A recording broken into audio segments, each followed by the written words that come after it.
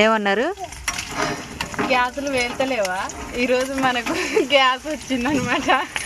సంతోషపడాలా భయపడాలా అర్థమవుతలేదు. ఎందుకు భయపడతావు నువ్వు?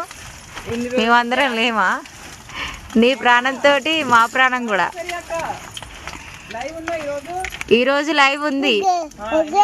లైవ్ అయితే 8 గంటలకి అందరూ లైవ్కి అయితే రండి. ఇగో మా మందిలో అయితే ఎగ్ ఫ్రై చేస్తుంది పిల్లల కోసం. చాలా రోజుల తర్వాత గ్యాస్ మీద వంటలు అవుతున్నాయి అనమాట. అన్నం అని కలవరిస్తారు మా వాళ్ళు. బియ్యం మంటేద్దామని కడిగిన గ్యాస్ ఇక్కడ పెట్టి కూడా. మరి ఎందుకు పెట్టినావు మరి?